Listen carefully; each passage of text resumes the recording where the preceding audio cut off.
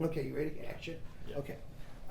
So Gabriel Hughes, a lot of the Rockies fans, the last time they really saw you was against the Dodgers, striking out guys that debut there. A lot has happened since then. Clue us in on what's happened with you. Yeah, a lot has happened since then.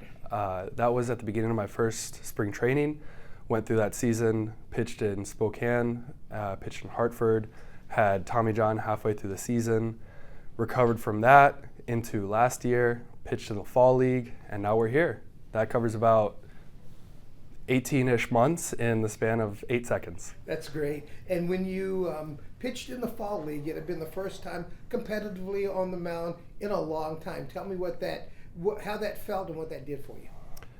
It was incredible to be able to get back out on the field, to wear a uniform, and to face hitters in a different uniform. It was all the more special being able to wear the purple pinstripes, being able to compete with guys that I had been rehabbed with, and allowing us all to go out and compete together, and then winning it. So it was a great experience, incredible to get back onto the field, and I'm going to treasure those memories for the rest of my life. We saw, especially in that game against the Dodgers and also early in your minor league career, a strong fastball, a hard slider cutter. Tell me about how you've evolved as a pitcher. I think especially back then, I was more of a thrower than a pitcher, and I think now, having the benefit of the last 18 months to be able to study and learn and ask questions and evolve, now I'm a much smarter pitcher. More calculated, more of a thought process behind what I'm throwing, and more of an intelligent thought process behind the outcomes of my actions. So I'd say I've definitely evolved since then to be more than just an overpowering fastball, into a much better executing pitcher. You were able to get to Double-A Hartford. That is a pretty quick jump for a lot of guys. Obviously for you, you proved you belong there. You're here in big league camp.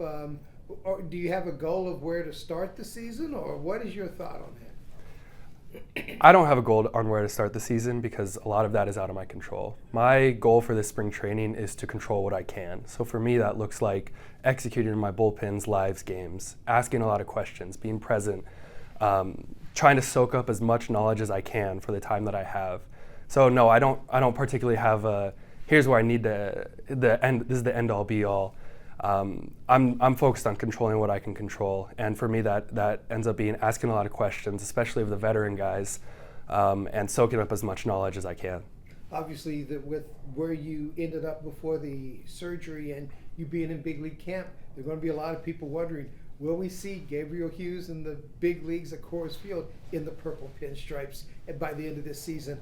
How much do you let yourself think about that, and how much do you try not to? Again, as a competitor, obviously that's going to be in everyone's mind. Everyone has a goal of where they want to be. Everyone wants to pitch in the big leagues. That's everyone's goal who's here in this locker room.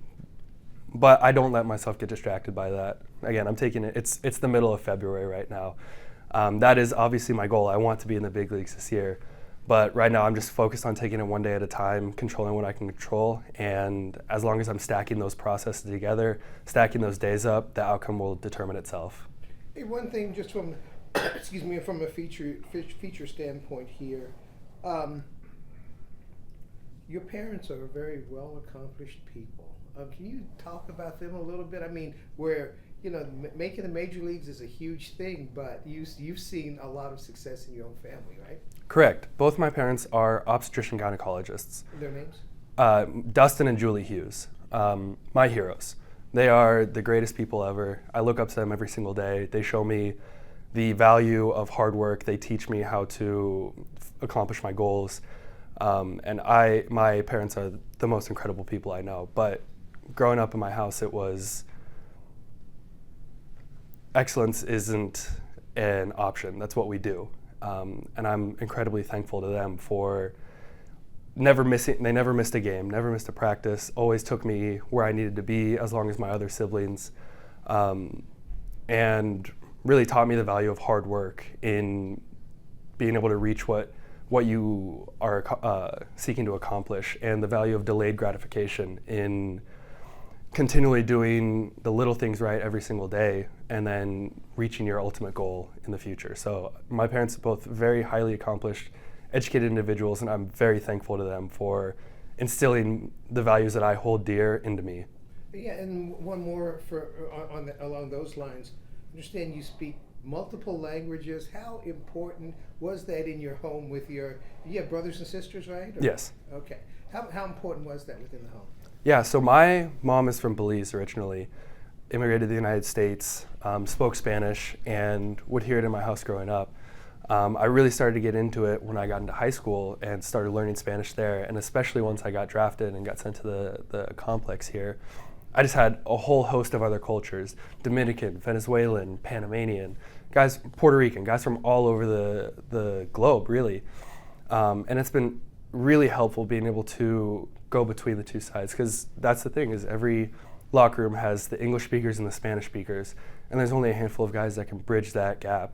And our credit to a lot of the Latins is that they speak very, very good Spanish and have put in an incredible amount of work, or very, very good English, and have put in an incredible amount of work to be able to speak English. But being able to go the other way, I think, is really appreciated. And it's been incredible for me to be able to hear from different guys' perspectives, hear from where they come from, and really be able to communicate with the whole team. I heard there was another language or two in there. No, okay. Just English and Spanish. Someone has said you spoke French also. No, just English and Spanish. Okay, that's great. All right, just to get my background together, who are your brothers and sisters? What do they do now? I have 5 younger brothers and sisters. Oh my gosh. Yes, Jacob Hughes, he's a pitcher at LMU. He's a senior this year. Loyal and Marymount, right? Yes, Loyal and Marymount. And then 4 adopted siblings younger than him, Katie, Jesse, Michael, and Joe. College, Marines, high school. Okay, great. All right. Hey, listen, thanks a lot, man. Of course.